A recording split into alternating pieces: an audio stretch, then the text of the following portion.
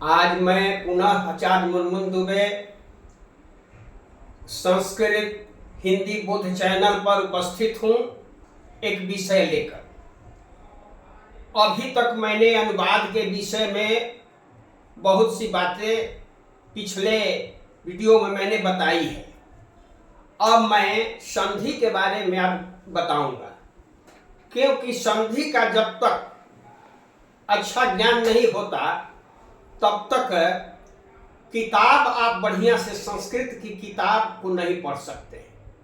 संस्कृत की किताब को पढ़ने के लिए, क्योंकि लंबा लंबा उसमें पद होते हैं, तो उसको पढ़ने के लिए संधि का ज्ञान बहुत आवश्यक है और अर्थ के लिए समास का ज्ञान होना चाहिए। तो संधि के तहत सबसे पहले वर्ण ज्ञान आवश्यक है। वर्ण ज्ञान के बाद ही बच्चे संधि को समझ सकते हैं। अभी भी पूछा जाता है विद्यालयों में जाकर के कि वर्ण कितने हैं, इसको बताइए, तो बच्चे सही जवाब नहीं दे पाते हैं। वर्ण ज्ञान के बारे में, स्वर के बारे में, व्यंजन के बारे में नहीं बता पाते हैं। तो कहने का भाव यह है कि सबसे पहले सृष्टि में ध्वनि हुई, तो ध्वनि ध्वन्यते इति ध्वनि। ध्वनि कहते हैं आवाज को, जो कान से सुनाई पड़े उसे ध्वनि कहते हैं। ध्वनि की गति भी है जो हमारा विज्ञान बताता है। तो ध्वनि दो प्रकार की ध्वनि होती है, एक सार्थक ध्वनि है, एक निरर्थक ध्वनि है। निरर्थक ध्वनि में खटखट पटपट इस तरह के जो आवाज खड़खड़ के आते हैं, यह निरर्थक ध्वनि है। सार्थक ध्वनि में शब्द आते हैं, पद आते हैं, वाक्य आते हैं। तो सार्थक ध्वनि जो कान से सुनाई पड़े उसे ध्वनि कहते हैं, यह परिभाषा होगी। दो प्रकार की ध्वनि हो गई, सार्थक ध्वनि और निरर्थक ध्वनि। ध्वनि के बाद वर्ण आता है। वर्ण मतलब कि कितने वर्ण होते हैं। तो हमारे शास्त्र में सबसे पहले आया है कि शंकर भगवान नाचने के समय में, नृत्यावसाने माने नाचने के समय में शंकर के डमरू से 14 गो सूत्र निकले थे, 14 सूत्र, और उसी सूत्र में वर्ण आए हैं। वह श्लोक इस पर लिखा हुआ है, नृत्यावसाने नटराज राजो ननाद काम नव पंचवारम उधर तु काम शलकादि सिद्ध एतद् विमर्शे शिव सूत्र जालम। 9 बार और 5 बार शंकर ने डमरू जब बजाया था तो 14 सूत्र निकले थे उस डमरू से। 14 सूत्र में है अ ई उड़, री लिरिक, ए ओंग, ऐ औच, हाया वारा ट, लाड़ा या मांगाड़ा नम, झा भा या, घा ढा धा सा, खा फा छा ठा था चा टा ता व, का पा या, सा सा सा हल। तो उसमें जो है 9 स्वरों की चर्चा है। जो प्रत्याहार सूत्र है उसमें 9 स्वरों की चर्चा है। उसमें अ ई उ का दीर्घ भी होता है, तो दीर्घ की चर्चा उसमें नहीं है। तो 3 ये हो गया, और री री तो दीर्घ री भी होता है, तो उसकी चर्चा नहीं है। 4 का उसमें जिक्र नहीं है, लेकिन दीर्घ होते हैं। तो 9 स्वर और 9 में 4 जोड़ दीजिए तो 13 हो गया, और 33 व्यंजन उसमें हैं।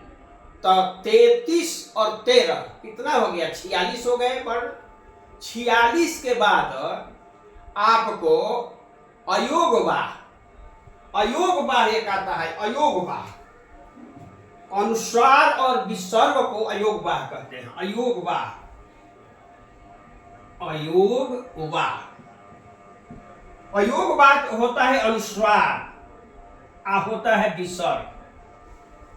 इसका अकेला प्रयोग नहीं होता है, इसलिए अयोगवाह कहा जाता है इसको, अनुस्वार और विसर्ग। तो 46 वो आपको बताया मैंने, 33 व्यंजन और 13 स्वर, लेकिन प्रत्याहार में 9 ही स्वर है, लेकिन 13 मैंने बता रहा हूं। तो 46 हो गया, और अनुस्वार और विसर्ग 2 हो गया, 47 48 हो गया। अलग से छत्रज्ञ नहीं है, लेकिन आजकल के हमारे विद्वानों ने उसको भी सम्मिलित किया है। तो 6 का होता है को धन स धन अ बराबर 6। तो धन र धन अ बराबर 3, ज धन य धन अ बराबर ज्ञ। तो ये संयुक्त वर्ण 3 है।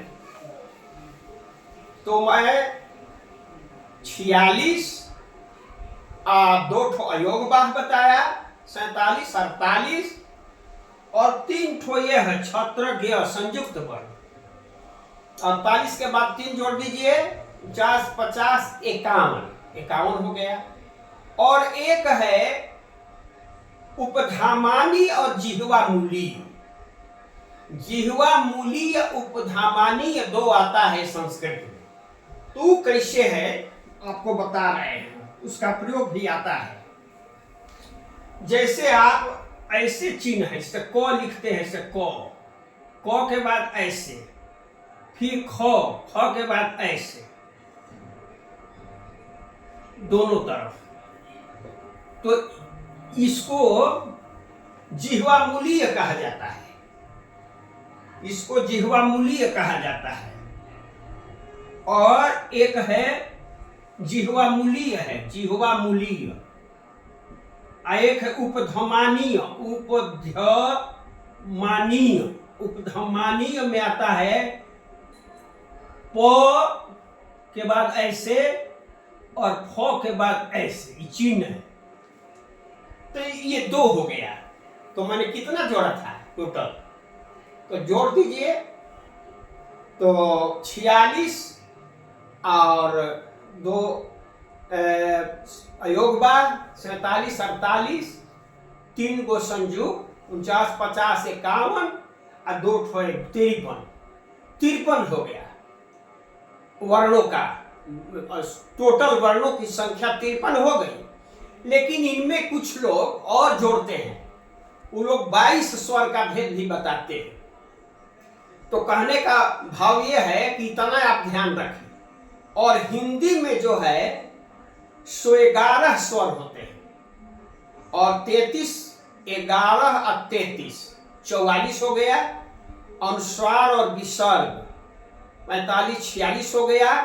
और छत्रज्ञ 3 भी होता है। तो 46 और 3 47 48 49, और ड के नीचे बिंदु ड़ और ढ के नीचे बिंदु ढ, ये 2 हो गए।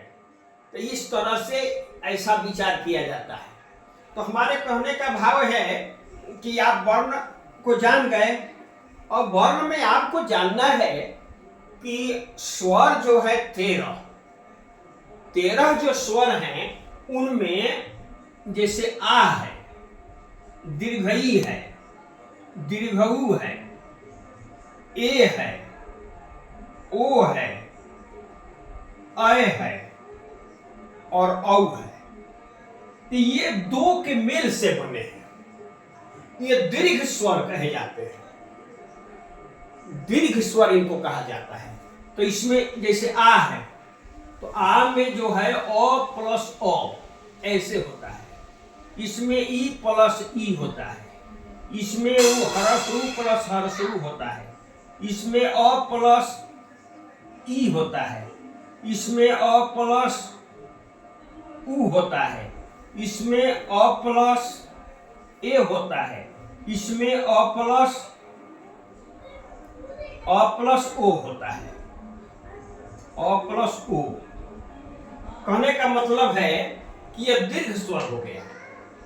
तो अ मिल के आ बनता है, हर सही मिल करके दीर्घ ही बनता है, हर मिलकर दीर्घ बनता है, ओ ई मिल करके ए बनता है, ओ मिल करके ओ बनता है, ओ ए मिल करके ऐ बनता है, और ओ मिल करके औ बनता है। तो यह स्वर स्वर की है। अब स्वर में के तीन भेद होते हैं, हर्ष स्वर, दीर्घ स्वर और प्लुत स्वर। प्लुत स्वर जो होते हैं, जैसे अ है चाहे ई है, इसमें ऐसे तीन संख्या लिख दिया जाता है तो प्लुत होता है। तो उसमें संस्कृत में लिखा है, एक मात्रो भवेद हर्षवः, द्विमात्रो दीर्घ उच्यते, त्रिमात्रस्तु प्लुतोज्ञो व्यंजन चार्धमात्रकम। एक मात्रा हर्ष होता है ओ, दो मात्रा दीर्घ होता है आ, और तीन मात्रा प्लुत होता है आ। तो जो आपके एक मात्रा जो है चषक कहते हैं नीलकंठ को। नीलकंठ एक मात्रा बोलता है, कौवा दो मात्रा बोलता है, और मोर तीन मात्रा बोलता है, और नेवला आधा मात्रा बोलता है। एक मात्र चषकः ब्रूते, द्विमात्रो का उच्यते, त्रिमात्रस्तु सीखी ब्रूते, अर्धमात्रस्तु नकुला आधा मात्रा बोलता है। तो प्लुत जो होते हैं जिसका उच्चारण, और मुर्गा जो होते हैं तीनों बोलते हैं, माने हर्ष, दीर्घ और प्लुत तीनों बोलते हैं। तो वेद मंत्रों में प्लुत का प्रयोग होता है ऊंचे स्वर में, जैसे हम वेद मंत्र बोलते हैं, ओम सहस्र शीर्षा पुरुषः सहस्राक्षः सहस्रपात शभोमिगं सर्वतः सपित्वात् त्रिशब्दशंगुलम्। उदात अनुदात स्वरित उसमें आता है, तो वेद मंत्र बोलते हैं। तो आज मैंने स्वर के बारे में, वर्ण ज्ञान के बारे में कुछ आपको बातें मैंने बताई। इसके बाद देखिए, वर्ण के बाद अक्षर आता है, अक्षर के बाद शब्द, शब्द के बाद पद, पद के बाद वाक्य, वाक्य के बाद महावाक्य, महावाक्य के बाद काव्य आता है। तो आज इतनी ही चर्चा रहेगी, और अगले दिन पुनः इससे आगे मैं आपको बताऊंगा और संधि के बारे में भी बताऊंगा। आपको यदि अच्छा लगे तो आप इसे सब्सक्राइब करेंगे, शेयर करेंगे और लाइक करेंगे। बहुत बहुत धन्यवाद।